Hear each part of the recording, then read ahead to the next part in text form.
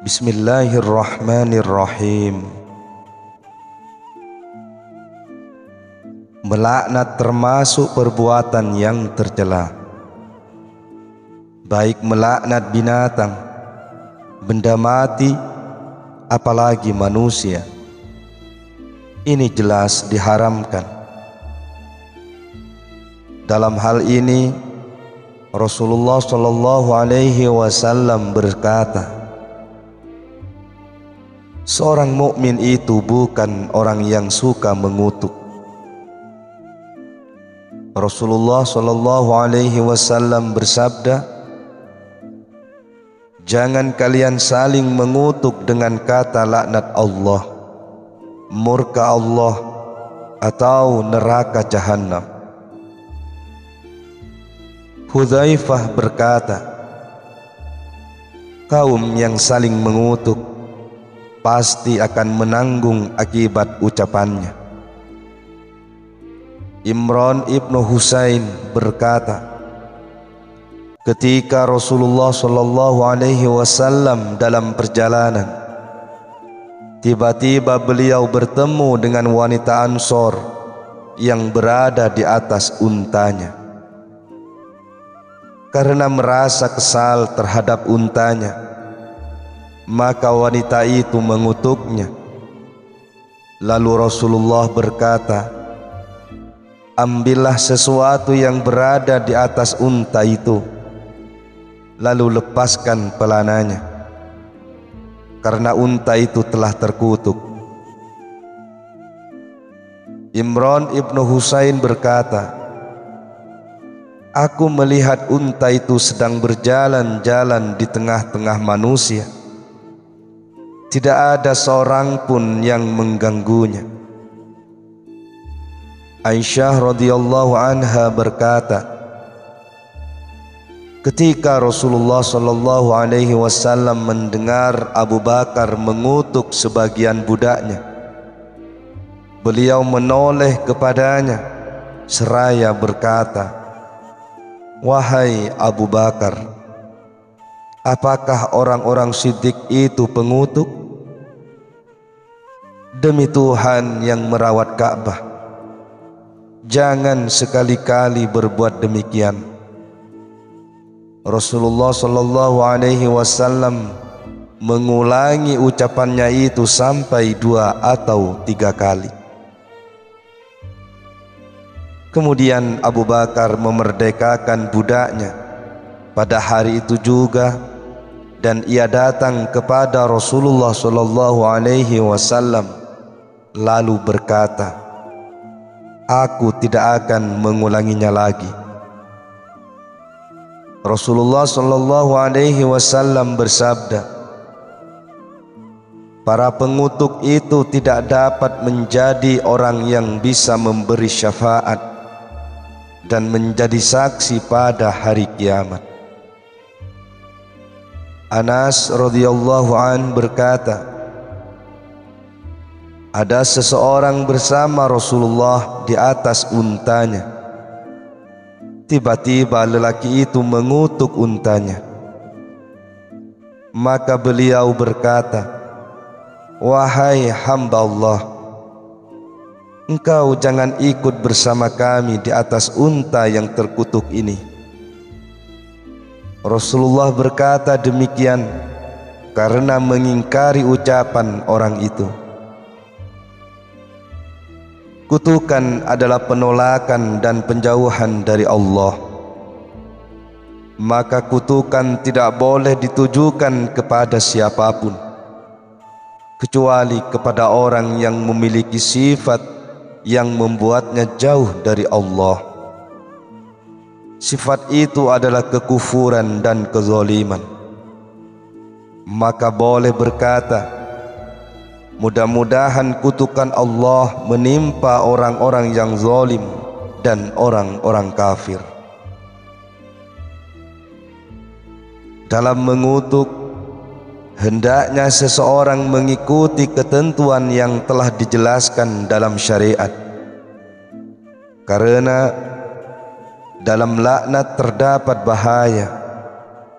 yakni menganggap Allah telah menjauhkan orang yang dikutuk. Padahal ini masalah gaib yang tidak ada seorang pun mengetahuinya kecuali Allah. Bahkan Rasulullah pun mengetahuinya karena diberitahu oleh Allah.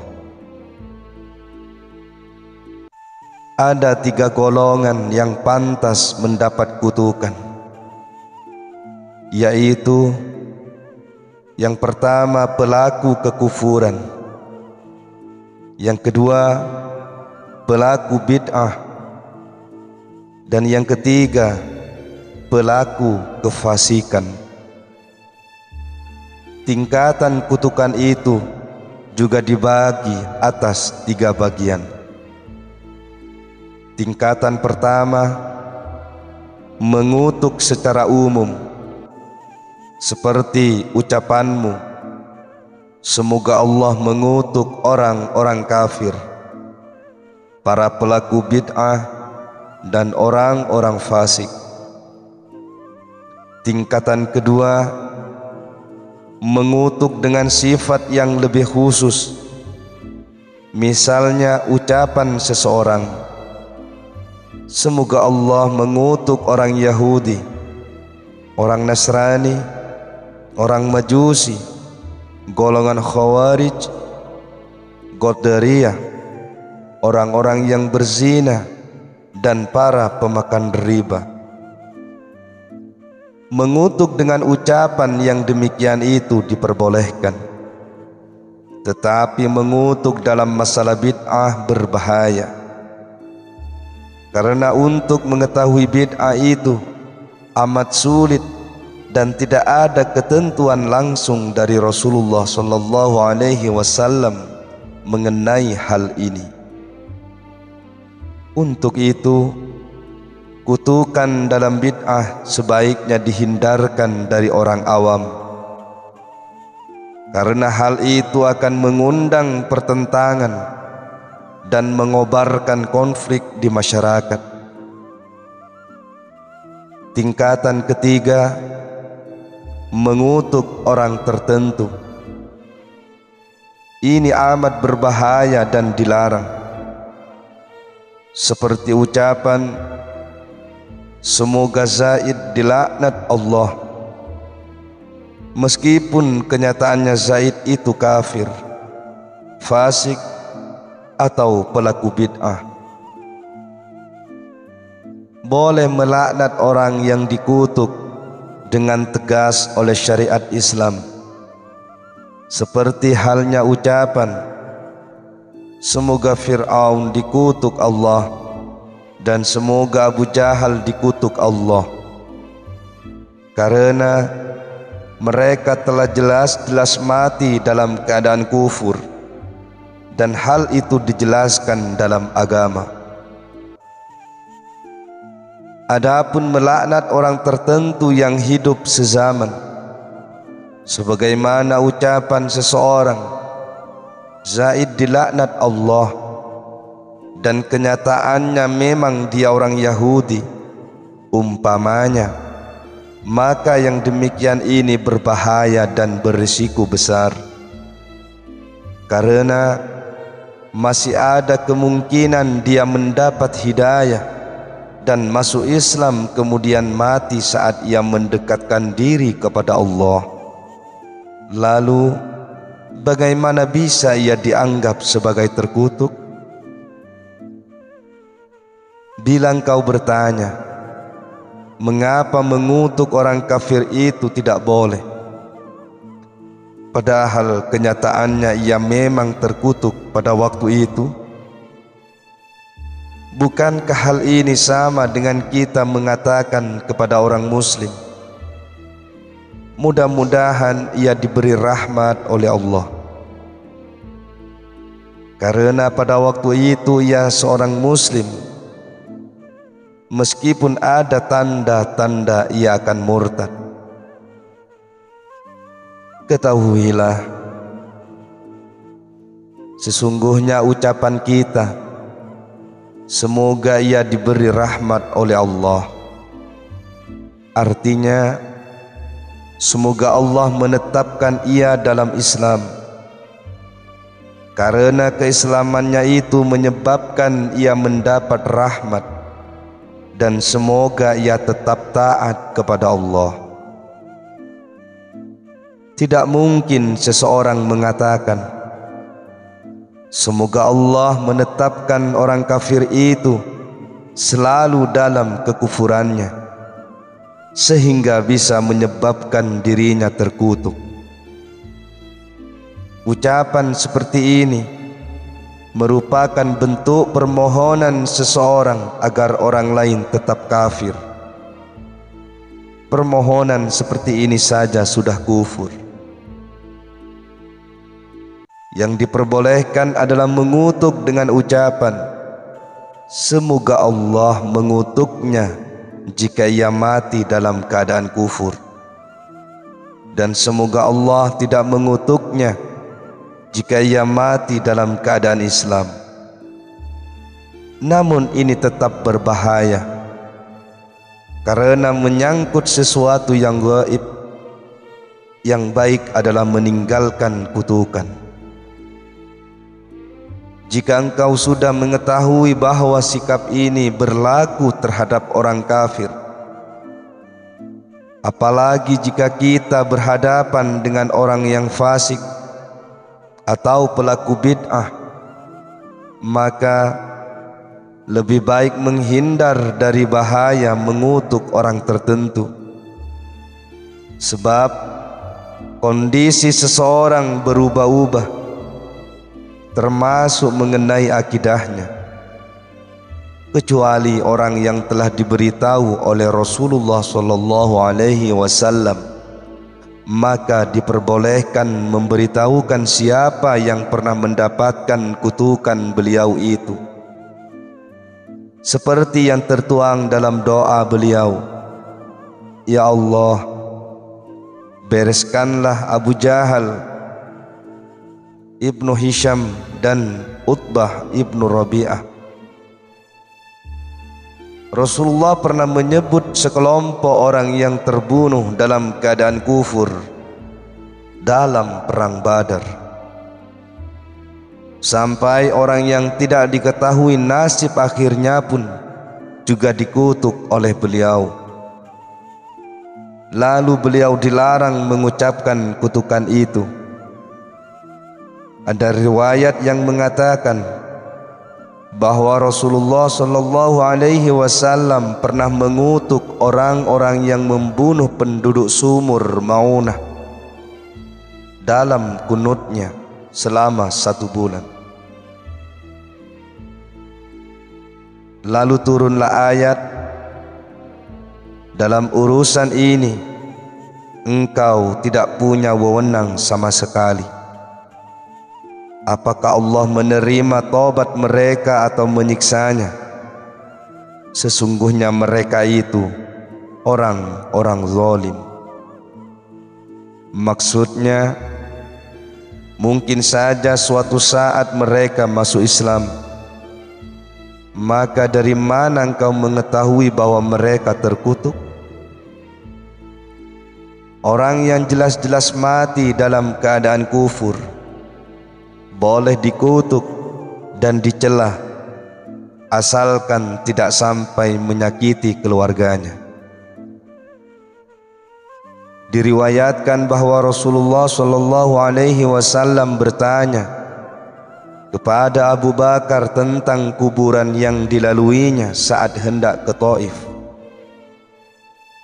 Lalu Abu Bakar menjawab, ini kuburan orang yang durhaka kepada Allah dan Rasulnya, yaitu Sa'id ibnu Al-As.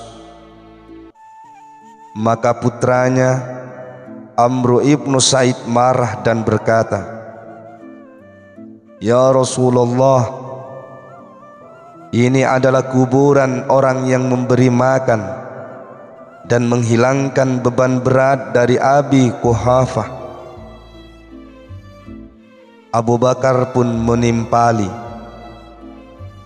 orang ini mengatakan kepada aku ucapan seperti itu, ya Rasulullah, Beliau lantas berkata kepada Amru ibnu Sa'id, tahanlah ucapanmu terhadap Abu Bakar. Kemudian Rasulullah mendekat kepada Abu Bakar dan berkata, wahai Abu Bakar, jika kalian menyebut orang-orang kafir, maka sebutlah secara umum. Jika kalian menyebutnya secara khusus, maka anak-anak mereka akan marah karena bapak-bapaknya dikutuk. Sejak saat itu, orang-orang tidak pernah menyebutkan orang-orang kafir secara khusus. Nuaim pernah meminum khamr, lalu dihukum di forum Rasulullah SAW. Kemudian sejumlah sahabat berkata, semoga dikutuk Allah. Banyak sekali pelanggaran yang ia lakukan. Mendengar ucapan demikian, Rasulullah SAW langsung menyergah, jangan berkata seperti itu. Ia juga mencintai Allah dan Rasulnya. Hadis di atas menunjukkan bahwa mengutuk orang tertentu dari kalangan orang-orang fasik itu tidak diperbolehkan, karena mengutuk orang per orang seperti ini sangat berbahaya. Untuk itu harus dihindari. Tidak ada jeleknya menghindar dari mengutuk iblis, apalagi menghindar mengutuk sesama manusia, tentu lebih harus dijauhi. Jika ada yang bertanya, bolehkah mengutuk Zaid karena telah membunuh Husain atau paling tidak menyuruh untuk membunuh? Kami menjawab, ini tidak terbukti sama sekali, dan karenanya tidak boleh mengatakan bahwa Zaid itu membunuh Husain atau telah menyuruh membunuhnya selama belum ada bukti yang kuat. Menuduh saja tidak diperbolehkan, apalagi mengutuk. Karena menuduh orang melakukan dosa besar tanpa bukti yang kuat dilarang. Tapi boleh mengatakan bahwa Ibnu Muljam membunuh Ali ibnu Abi Thalib dan Abu Lu'lu'ah membunuh Umar ibnu Khattab, karena hal ini telah terbukti secara meyakinkan. Rasulullah SAW bersabda, setiap orang yang menuduh kufur atau fasik kepada orang lain, tuduhan itu pasti kembali kepada dirinya. Jika orang yang dituduh tidak seperti apa yang ia tuduhkan.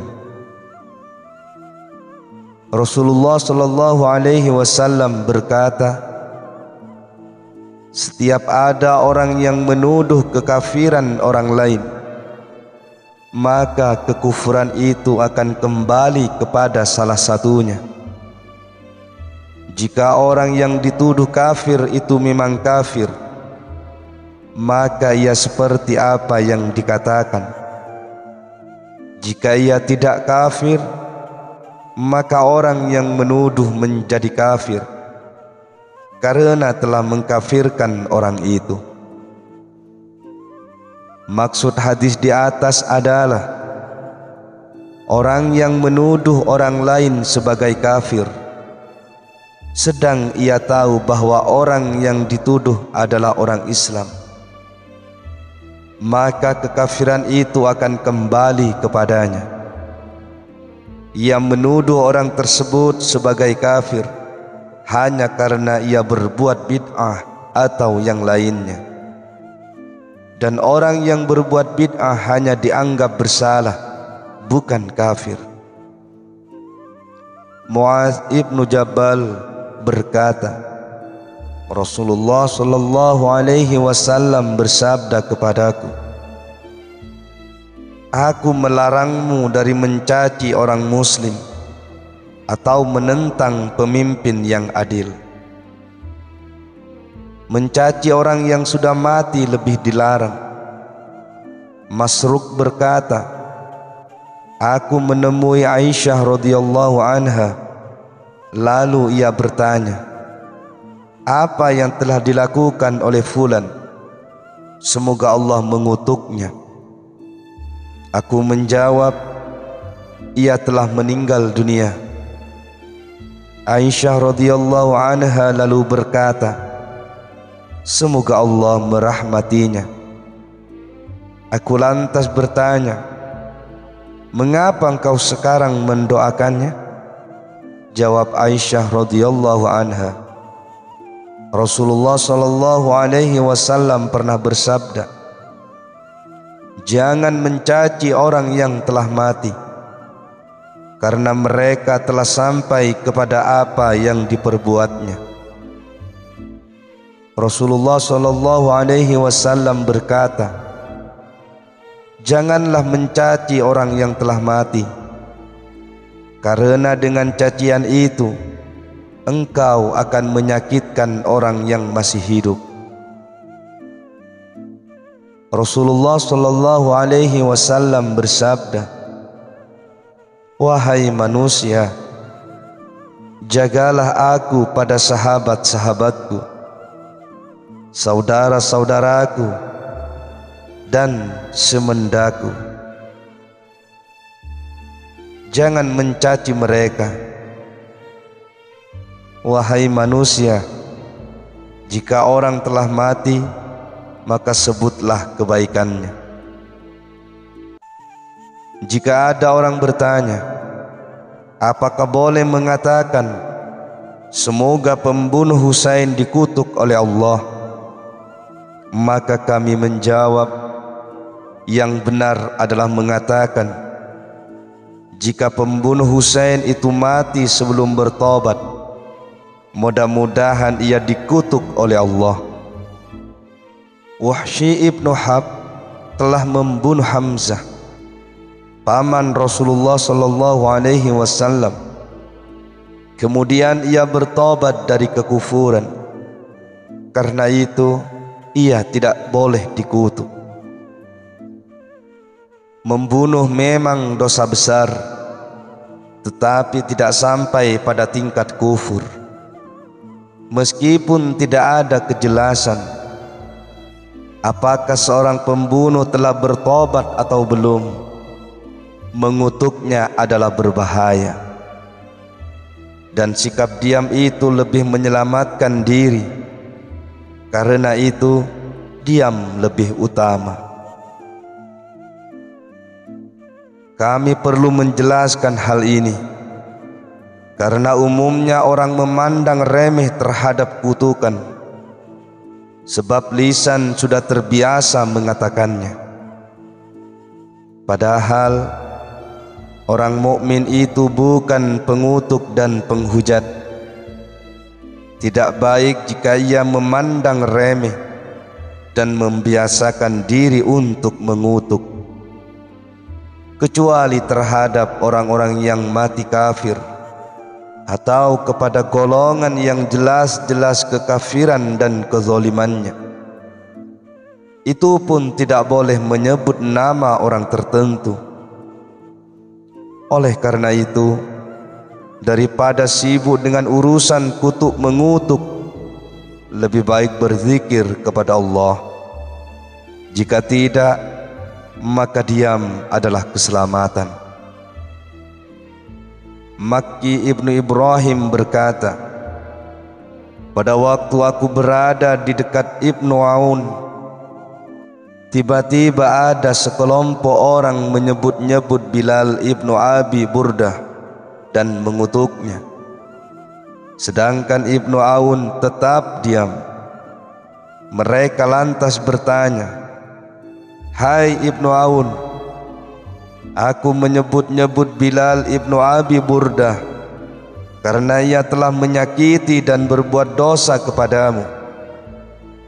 Ibnu Aun menjawab, sesungguhnya akan keluar 2 kalimat dari lembaran catatan amalku pada hari kiamat nanti, yaitu La ilaha illallah, tiada Tuhan selain Allah, dan la'anallahu fulan, terkutuklah fulan.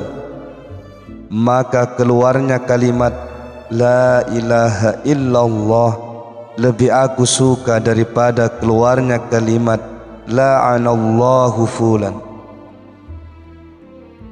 Ada seseorang datang kepada Rasulullah dan berkata, Ya Rasulullah, berilah aku wasiat.